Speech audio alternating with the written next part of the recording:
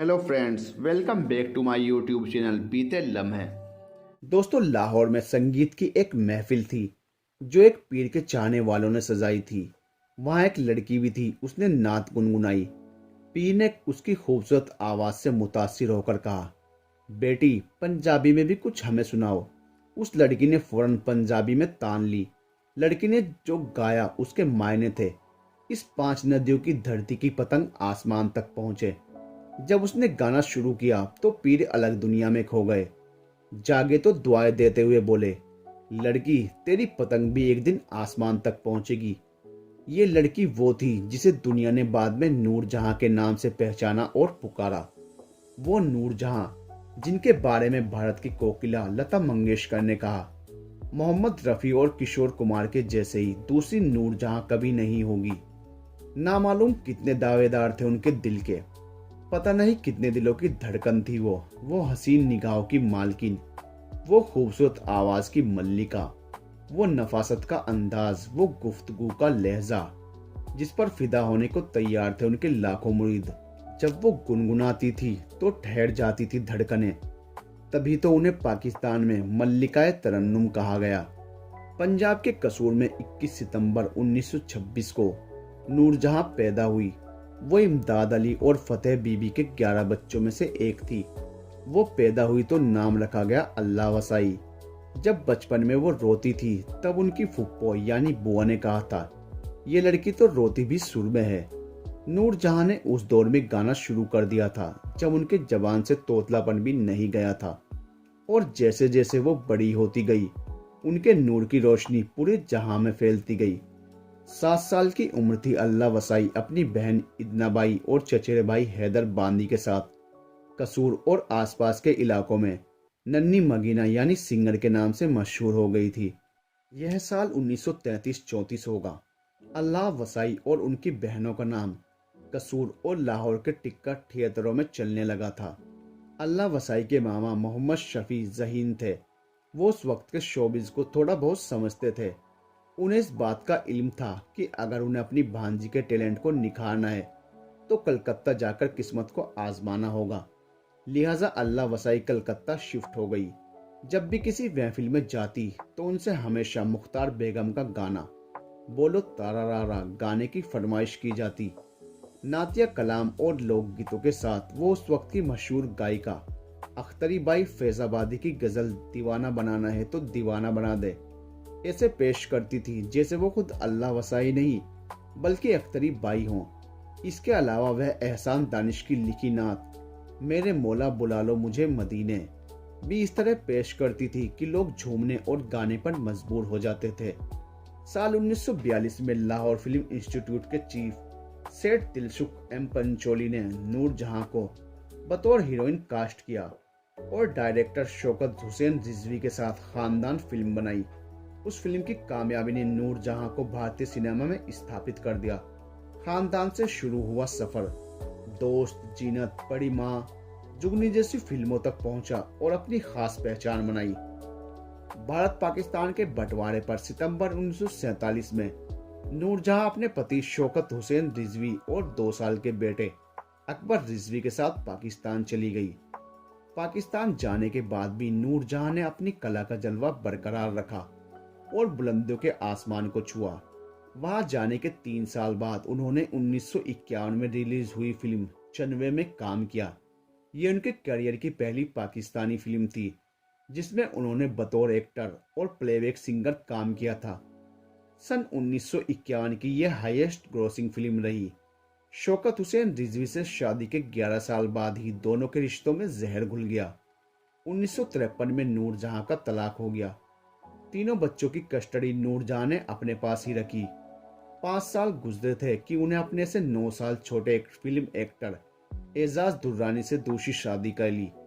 इस शादी से उन्हें 3 बेटियां हुई, हीना, मीना और टीना। शादी के कुछ समय बाद ही दुर्रानी उन पर फिल्मों में एक्टिंग न करने का दबाव बनाने लगे। उन्होंने अपने पति की इस बात को नकारा नहीं। 1961 में रिलीज हुई फिल्म गालिब उनके करियर की आखिरी फिल्म रही जिसमें उन्होंने बतौर एक्टर और सिंगर काम किया। 6 बच्चों की मां और एक कामयाब एक्टर की बीवी होने की वजह से उनको पूरी तरह से अपने एक्टिंग करियर को छोड़ना पड़ा। इस शादी को बचाने के लिए उन्होंने अपना करियर भले दांव पर लगाया हो, लेकिन फिर भी ये शादी बच नहीं पाई। 1971 में उन्होंने दुर्रानी से तलाक ले लिया, लेकिन एजाज दुर्रानी से उन्हें बेपनाह इश्क था। ऐसा इश्क जिसके लिए वो सब कुछ न्योछावर करने को तैयार थी। लेकिन नूरजहां ने एजाज को इस तरह सबके सामने रखा जैसे एजाज उनके दीवाने हैं, जबकि एजाज और नूरजहां की बेटी हिना ने एक इंटरव्यू में कहा था, मैंने अपनी माँ को अपने अब्बा की प्रेमिका के रूप में देखा है। हमने देखा है कि अब्बा के कपड़े माँ खुद इस्त्री कर रही हैं, पैंट कोट के साथ मैचिंग जुराबे खुद पहना रही हैं, अब्बा के नहाने का पानी गर्म हो रहा है, माँ नाज उठा रही हैं अब्बा के। हम बहनों ने देखा कि जब भी मेरी माँ मेरे अब्बा के सामने आती तो वह 16 साल की लड़की बन जाती थी। यह इश्क और नाज उठाने की दीवानगी तलाक हो जाने के बाद भी कायम रही। इस बात की तस्दीक उनकी बेटी मीना ने एक इंटरव्यू में की। मीना ने बताया, आखिरी दिनों में माँ मेरे और हिना के साथ कराची में रह रही थी, जहाँ हमारे अब्बा एजाज दुर्रानी भी आते थे। हमने देखा कि जब तक मेरी माँ अपने हाथों से काम कर सकती थी, तब तक वह मेरे अब्बा के लिए नाश्ता तैयार करती थी, भले ही उनका काफी समय पहले तलाक हो चुका था। नूरजहां ज़हीन भी थी और हाजिर जवाब भी। वह अगर किसी से अच्छी बात सुनती तो उसकी तारीफ भी करती थी। एक बार की बात है, नूरजहां अपने दोस्तों की महफिल में थी। हंसी मजाक चल रहा था। नूरजहां अपने दोस्तों के बीच अपने गीतों के हिट होने की शेखी भगाने लगती हैं। नूरजहां ने कहा, जब मेरा गाना आवाज दे कहाँ है दुनिया मेरी, तो मेरा बेटा अकबर पैदा होने वाला था। इसी तरह मेरा गाना चंदिया टोटियां दिला सुपर हिट हुआ तो फिर जाल हुआ पैदा होने वाली थी। इसी तरह जब मेरा गाना आजा मेरी बर्बाद मोहब्बत के सहारे, तो इच्छू मियां यानी असगर रिजवी मेरे पेट में थे। इस पर पास बैठे एक संगीतकार ने पूछ लिया, मैम आपने कोई गीत क्या खाली पेट भी गाया है कभी? ये ऐसा सवाल था जिसे सुनकर सब कहे कहे लगाने लगे और नूरजहां भी खिलखिलाकर हंस पड़ी। नूरजहां की गायकी अदाकारी के मुरीदों की लिस्ट लंबी है। उनमें एक मुरीद पाकिस्तानी सेना के जनरल याहिया खान भी थे। वही याहिया खान जो पाकिस्तान के तानाशाह और तीसरे राष्ट्रपति बने। उनसे जुड़ा नूरजहां का एक किस्सा बेहद दिलचस्प है। नूरजहां लंदन से लाहौर के लिए चली तो उन्हें कराची रुकना पड़ा। जब ये खबर कराची के रेडियो स्टेशन पहुंची तो उन्होंने झट से गाड़ी भेज दी। नूरजहां स्टूडियो आ गई। उनसे 3 गीत गाने की गुजारिश हुई। काफी इसरार के बाद नूरजहां ने गाने गाए। इसके बाद नूरजहां ने कहा, मेरी बात याहिया खान से कराइए। इस जुमले ने वहां मौजूद सभी को चौंका दिया। रेडियो स्टेशन में मौजूद सभी सीनियर्स चिंता में पड़ गए। आखिर कैसे देश के सबसे बड़े जनरल की बात नूरजहां से कराई जाए? जब किसी की भी फोन लगाने की हिम्मत नहीं हुई तो नूरजहां ने खुद से ही उस रेडियो स्टेशन से जनरल याहिया खान को फोन लगा दिया। नूरजहां ने फोन पर कहा, हेलो, हाँ चंदा, मैं हुणे 3 गीत रिकॉर्ड करायन, आज रात 8 बजे सुन लवी। मतलब है कि मैंने यहाँ 3 गाने रिकॉर्ड किए हैं, आप रात 8 बजे सुन लेना। नूरजहां ने तो अपनी बात कहकर फोन रख दिया, लेकिन अब पूरे रेडियो स्टेशन में हड़कंप समझ गया, क्योंकि रात 8 बजे तो रेडियो पर पाकिस्तान की खबरें प्रसारित होती थी और नूरजहां ने गानों की बात जनरल से कह दी। ये बात रेडियो के आला अफसरों तक पहुंचाई गई, जिसके बाद पूरा मामला सेना के हेडक्वार्टर तक पहुंचाया गया। आखिर में तय हुआ कि समाचार 8 बजे ही प्रसारित होंगे, लेकिन उसके ठीक बाद नूरजहां के गाने सुनाए जाएंगे। इस तरह के कई और किस्से सामने आए। लोग कयास लगा रहे थे कि जनरल याहिया खान और नूरजहां का अफेयर चल रहा है, लेकिन दोनों ने ये बात कभी स्वीकार नहीं की। एक बार जब नूरजहां भारत आई तो उनकी मुलाकात इंदिरा गांधी से हुई।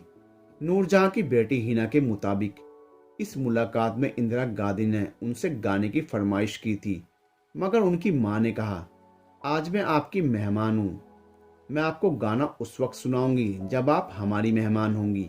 यानी इस तरह उन्होंने इंदिरा गांधी को पाकिस्तान आने का न्योता दिया था। बेनजीर भुट्टो के दौर में जब राजीव गांधी पाकिस्तान गए तो नूरजहां को गाने के लिए कहा गया। उस वक्त नूरजहां ने कहा, मैंने आपकी वालिदा इंदिरा गांधी को गाना नहीं सुनाया था। आज आप हमारे मेहमान हैं। आज मैं आपको एक नहीं बल्कि 2 गाने सुनाऊंगी। इसके बाद नूरजहां ने फैज की नज़्म मुझसे पहले सी मोहब्बत और एक गाना आवाज दे कहाँ है सुनाया। बंटवारे के बाद नूरजहां 1983 में पहली और आखिरी बार अपनी बेटियों के साथ भारत आई थी। भारत आने के बाद उन्होंने दिलीप कुमार के साथ दूरदर्शन में मुंबई में एक इंटरव्यू दिया था। इस दौरान वो बंटवारे के दिनों को याद करते हुए भावुक हो गई थी। भारत छोड़कर पाकिस्तान जा बसने की मजबूरी के बारे में उन्होंने विविध भारती में बताया था कि ये सबों को मालूम है कि कैसी नफसा नफसी थी जब मैं यहाँ से गई। मेरे मियाँ शौकत रिजवी मुझे ले गए और मुझे उनके साथ जाना पड़ा। उस वक्त अगर मेरा बस चलता तो मैं उन्हें समझा सकती।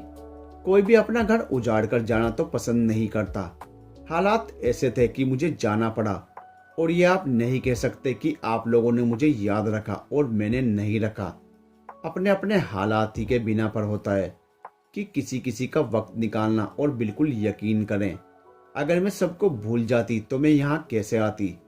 नूरजहां की कामयाबी की बात की जाए तो 1965 में उनको गायकी और अदाकारी के लिए पाकिस्तान के राष्ट्रपति ने प्राइड ऑफ परफॉर्मेंस से सम्मानित किया। 1965 में ही नूरजहां को युद्ध के दौरान गायक गीतों के लिए निगार पुरस्कार दिया गया। साल 1999 में सिनेमा में दी गई सेवाओं के लिए मिलेनियम अवार्ड दिया गया। साल 2000 में पाकिस्तान के पीटीवी ने उन्हें वॉइस ऑफ सेंचुरी का खिताब दिया। मल्लिकाए तरन्नुम कहा गया। बेमिसाल नूरजहां के गानों को सुनकर अल्लामा इकबाल का शेर याद आता है। हजारों साल नरगिस अपनी बेनूरी पे रोती है, बड़ी मुश्किल से होता है चमन में दीदारे वर पैदा। कुदरत का करिश्मा ही थी नूरजहां, जिन्होंने अपनी जादुई आवाज से भारत और पाकिस्तान की सरहदों पर एक ब्रिज का काम किया। 1992 में नूरजहां ने गाना बंद कर दिया। साल 2000 में दिल का दौरा पड़ा और दुनिया से हमेशा के लिए रुखसत हो गई। उनको कराची में जामिया मस्जिद सुल्तान में दफनाया गया। उनके जनाजे में मौजूद लोगों की तादाद 4 लाख से अधिक बताई गई। तो दोस्तों, ये थी मल्लिकाए तरन्नुम नूरजहां की कहानी। आपको कैसी लगी ये कहानी हमें कमेंट करके जरूर बताइए। और अगर आपको हमारी वीडियो अच्छी लगती है तो प्लीज हमारे चैनल को सब्सक्राइब कीजिए। वीडियो को अपने फ्रेंड्स के साथ शेयर कीजिए। मिलते हैं नेक्स्ट वीडियो में, तब तक के लिए गुड बाय।